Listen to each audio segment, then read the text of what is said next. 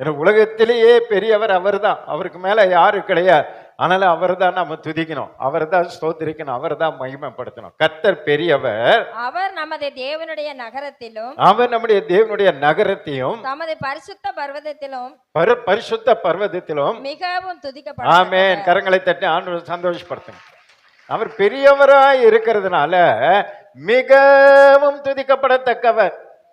சும்மா 1 2 கிடையாது, மிகவும் அதிகமா சத்தமா ஆழமா பாரத்தோட துதித்து கொண்டே இருக்கணும். அவர் துதிகளின் மத்தியில தான் வாசம் பண்ணுவார். இப்போ தண்ணி இருக்கிற இடத்துல தான் மீன் வாழ முடியும், ஆக்சிஜன் இருக்கிற இடத்துல தான் மனுஷன் வாழ முடியும். அதே போல துதி இருக்கிற இடத்துல தான் தேவனே வாழ முடியும். துதி இல்லாத இடத்துல தேவனே இருக்க முடியாது. அவருக்கு ஆக்சிஜன் எதுன்னு சொன்னா நம்முடைய ஸ்தோத்திர பலி, துதி பலி தான் அவருக்கு சுவாசமே.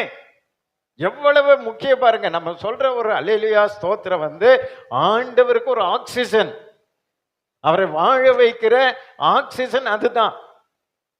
அப்ப அப்படிப்பட்ட ஒரு மகிமையுள்ள அந்த ஸ்தோத்திரத்தை கர்த்தர் நமக்குள்ள வைத்திருக்கிறார் என்று சொன்னா என்ன கவனிங்க, இவ்வளவு மகிமையான அந்த அத்தனை பவர் பாருங்க. ஆண்டவரையே உயிரோடு கூட வைக்கிற ஒரு ஆக்சிஜன் தான் நீங்க துதிக்கிற துதி, ஸ்தோத்திரம்.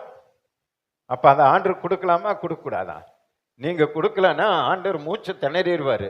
அதனால தான் உங்களை நம்பாம தேவ தூதரை வச்சிருக்காரு. எங்க ஆளுங்களை நம்ப முடியாது, அவங்க தந்தா அன்னை துதிப்போமேன்வாங்க, பாராட்டி உதைப்போமேன்வாங்க. அதனால இவங்களை நம்பி நான் என்ன பண்ண முடியாது.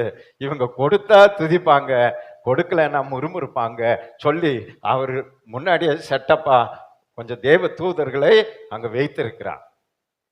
ஏன்னா அவருக்கே தெரியும் நம்ம மேல நம்பிக்கை இல்லை. ஆனா நீங்களும் நானும் தான் உணரணும், என் தேவன் ஜீவனோடு இருக்கணும்னா, என் ஆண்டவர் உயிரோடு இருக்கணும்னா நான் என் தேவனுக்கு ஸ்தோத்திர பலி செலுத்தணும், துதி செலுத்தணும். அவரை ஜீவனோடு கூட நான் பாதுகாத்துக் கொள்ளணும். அவர் தேவ தூதர்களை விட அதிகமாய் நான் துதிக்கணும். ஏன்னா அவர்களுடைய துதி ஸ்தோத்திரங்களை விட மனிதர்களாய் நம்முடைய ஸ்தோத்திரங்களிலே அதிகமாய் பிரியப்படுகிறார். அல்லேலூயா.